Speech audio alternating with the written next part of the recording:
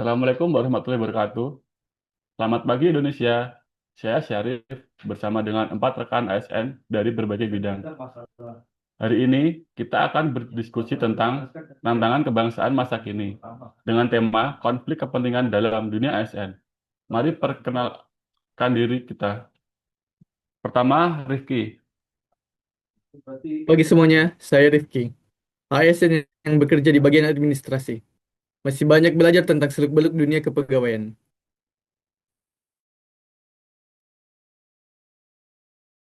Halo, saya Syakur. Saya sebagai seorang ASN, saat ini sebagai auditor internal, sehari-hari bersinggungan dengan isu-isu kepatuhan dan integritas.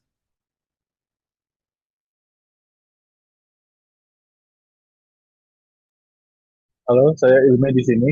Saya di front office di pelayanan publik, jadi setiap hari berinteraksi langsung dengan masyarakat, sering melihat ekspektasi versus realitas pelayanan kita.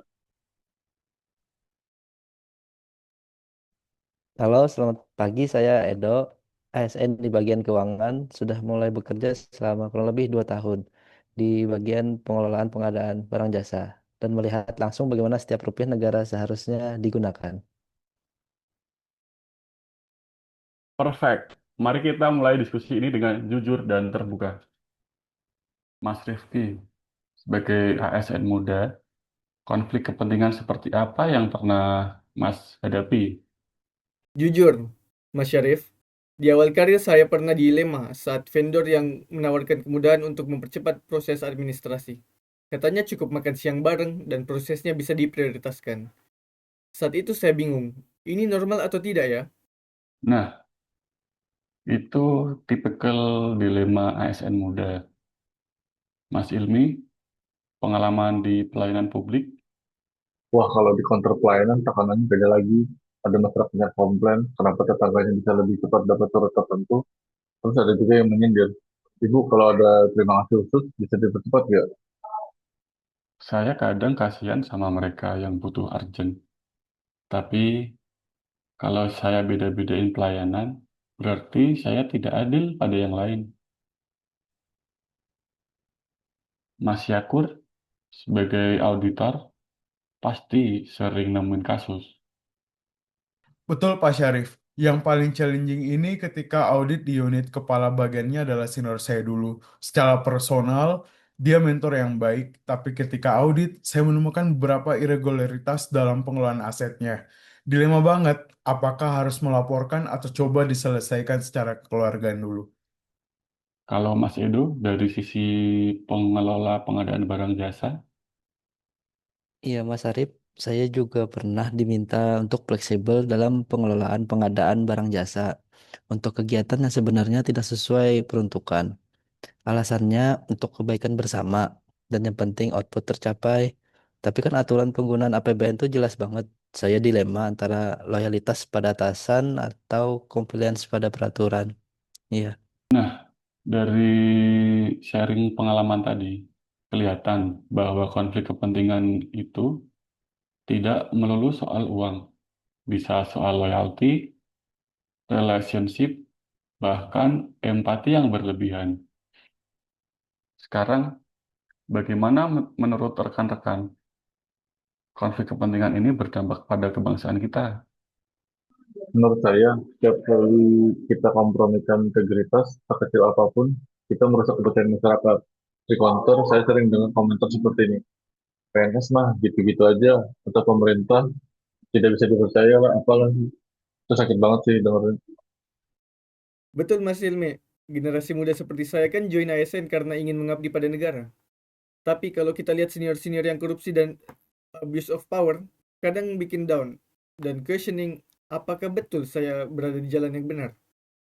From audit perspektif, saya melihat bahwa setiap pelanggaran kecil kalau diabaikan akan snowball jadi masalah besar. Yang awalnya cuma 10 juta dalam 3 tahun bisa jadi 100 juta. Yang mulai dari gratifikasi kecil akhirnya jadi korupsi berjamaah. Iya, yang saya lihat setiap kali anggaran disalahgunakan meskipun untuk kebaikan, itu adalah mencuri hak rakyat. Uang pajak yang dikumpulkan susah payah oleh rakyat kita sia-siakan. Itu sama dengan mengkhianati kepercayaan 270 juta rakyat Indonesia. Mantap. Dan kalau kepercayaan rusak, persatuan pun juga akan terancam. Rakyat mulai skeptis dengan pemerintah, muncul naratif us versus them. Padahal kita ini ASN, bukan penguasa. Iya Pak, dan yang ironis, kita yang seharusnya jadi role model justru kadang jadi bad example, example buruk lah. Anak-anak muda zaman sekarang dianggap apatis dengan dunia public service. Oke, sekarang pada pertanyaan inti. Bagaimana kita mengatasi ini?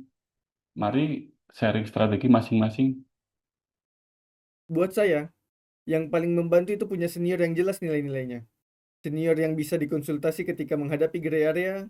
Plus, saya bergabung dengan komunitas saya ASN muda yang saling remind tentang integritas. Saya selalu apply prinsip how will I feel if this is published in newspaper. Kalau saya malu ketika tindakan saya dipublish, berarti ada yang salah. Plus, saya selalu dokumentasikan setiap keputusan penting dengan reasoning yang jelas. Di pelayanan publik, saya bikin SOP yang sangat jelas dan visible untuk masyarakat. Jadi tidak ada ruang untuk interpretasi kreatif. Semua proses transparan, semua orang diperlakukan sama. Kalau ada yang minta pengecualian, saya tujukan ke SOP aja sih.